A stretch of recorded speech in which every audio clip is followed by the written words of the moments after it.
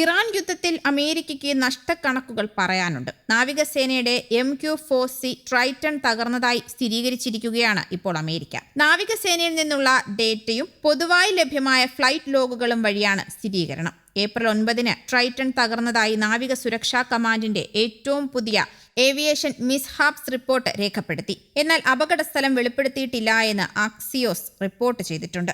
വാസോൺ report ചെയ്തതനുസരിച്ച് Persian ഗൾഫിന് സമീപം പ്രവർത്തിക്കുമ്പോൾ drone flight tracking പ്ലാറ്റ്ഫോമുകളിൽ നിന്ന് അപ്രത്യക്ഷമായി. ട്രാക്കിംഗിൽ നിന്ന് അപ്രത്യക്ഷമാകുന്നതിന് തൊട്ടുമുൻപ് അതിവേഗം ഉയരം കുറഞ്ഞുവെന്ന് ഡേറ്റ സൂചിപ്പിക്കുന്നുണ്ട്. യൂണിറ്റിന് ഏകദേശം $240 മില്യൺ വില മതിക്കുന്ന നോർത്ത് റോപ്പ് ഗ്രമ്മർ നിർമ്മിച്ച മെരിടൈം നിരീക്ഷണ ഡ്രോൺ ഇറാൻ സംഘർഷവുമായി ബന്ധപ്പെട്ട ഏറ്റവും ചെലവേറിയ നഷ്ടങ്ങളിലൊന്നാണ്. ഈ വലിയ ആളില്ലാത്ത വിമാനത്തിന് 24 മണിക്കൂറിനകം 50,000 അടിക്ക് മുകളിൽ പറക്കാൻ സാധിക്കും. ഇത് ബോയിങ് P-8 പോസഡോൺ വിമാനങ്ങൾക്കൊപ്പം പ്രവർത്തിക്കാൻ രൂപകൽപ്പന ചെയ്തിട്ടുള്ളതുമാണ്.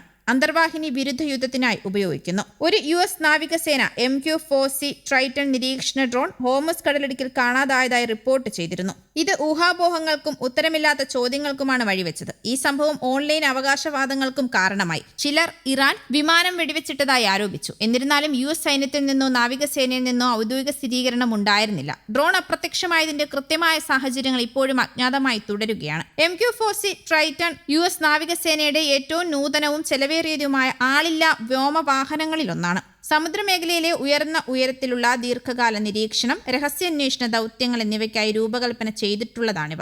RQ-4 ഗ്ലോബൽ ഹോക്ക് നിന്ന് ഉരുത്തിരിഞ്ഞ ട്രൈറ്റൺ 50,000 അടിക്ക് മുകളിലുള്ള ഉയരങ്ങളിൽ ദീർഘകാലം പലപ്പോഴും 24 മണിക്കൂറിൽ കൂടുതൽ പ്രവർത്തിക്കാനായി നിർമ്മിച്ചിരിക്കുന്നവയുമാണ്. ഹോർമസ് കടലിടുക്ക് പോലുള്ള പ്രധാനപ്പെട്ട പോയിന്റുകൾ നിരീക്ഷിക്കുന്നതാണ് ഇതിന്റെ പ്രാഥമിക റോള്. ഇറാനുമായുള്ള യുദ്ധം അമേരിക്കയുടെ ആയുധശേഖരത്തിൽ വലിയ കുറവ് വരുത്തിയതായുള്ള റിപ്പോർട്ടുകൾ പുറത്തുവരുമ്പോഴാണ് ഇത്തരം വാർത്തകളും പുറത്തുവരുന്നത്. ഫെബ്രുവരി 28 ആരംഭിച്ച യുദ്ധം 7 ആഴ്ച പിന്നിടുമ്പോൾ അമേരിക്ക അവരുടെ മിസൈൽ ശേഖരത്തിലെ വലിയൊരു ഭാഗം ഉപയോഗിച്ചു കഴിഞ്ഞതായി രാജ്യാന്തര മാധ്യമങ്ങൾ റിപ്പോർട്ട് ചെയ്യുന്നു. പാട്രിയറ്റ് എയർ ഡിഫൻസ് ഇന്റർസെപ്റ്ററുകൾ പാതിയോളം ഉപയോഗിച്ചു കഴിഞ്ഞതായും മറ്റ് സംവിധാനങ്ങൾ വ്യാപകമായി ഉപയോഗിക്കുന്നുണ്ടെന്നുമാണ് റിപ്പോർട്ടിൽ പറയുന്നത്. Centre for strategic and international സ്റ്റഡീസിന്റെ വിശകലനത്തെ ആസ്പദമാക്കിയുള്ളതാണ് റിപ്പോർട്ട്. THAAD ഇന്റർസെപ്റ്ററുകൾ പാതിയിലേറെയും ഉപയോഗിച്ചു കഴിഞ്ഞതായും പ്രിസിഷൻ സ്ട്രൈക്ക് മിസൈലുകളിൽ ചുരുങ്ങിയത് 45% ഉപയോഗിച്ചതായും റിപ്പോർട്ടുകൾ പറയുന്നു.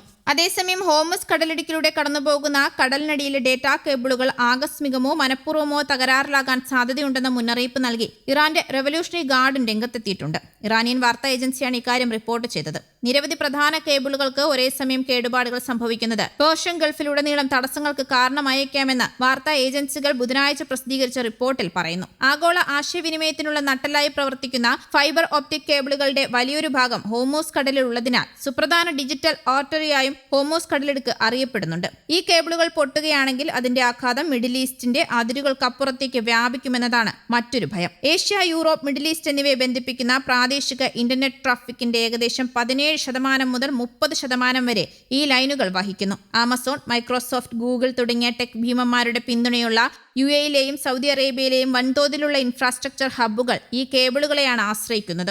ആഗോള സാമ്പത്തിക ഇടപാടുകളെയും കേന്ദ്രബിന്ദുവാണ് ഈ കേബിളുകൾ. ഇമെയിലുകൾ മുതൽ ക്ലൗഡ് സേവനങ്ങൾ ഈ അണ്ടർ വാട്ടർ നെറ്റ്വർക്കിനെ ആശ്രയിച്ചാണ് ഇരിക്കുന്നത്. ഒമാൻ, UAE, പാകിസ്ഥാൻ എന്നിവയുൾപ്പെടെ നിരവധി സംഘർഷ മേഖലയോട് ചേർന്നുള്ള രാജ്യങ്ങളിലെ ലാൻഡിംഗ് സ്റ്റേഷനുകൾ വഴിയാണ് അണ്ടർസീ നെറ്റ്വർക്ക് പ്രവർത്തിക്കുന്നത്. ലോകത്തിലെ ഏറ്റവും വലിയ ഡേറ്റാ ഉപഭോക്താക്കളിൽ ഒന്നായ ഇന്ത്യയുടെ ഡിജിറ്റൽ സമ്പദ് വ്യവസ്ഥ കണക്ഷനുകളെ വളരെയധികം ആശ്രയിച്ചുമിരിക്കുന്നു. ഈ കേബിളുകളുടെ തടസ്സം ദശലക്ഷക്കണക്കിന് ഉപഭോക്താക്കൾക്ക് ഇന്റർനെറ്റ് വേഗത കുറയുന്നതിനും ക്ലൗഡ് സേവനങ്ങളിലും ഡിജിറ്റൽ പേയ്മെന്റ് സംവിധാനങ്ങളും പ്രതിസന്ധി സൃഷ്ടിക്കുന്നതിനും കാരണമാകുമെന്നാണ് വിദഗ്ധർ വിശകലനം ചെയ്യുന്നത്. News desk, Kerala Kaumudi.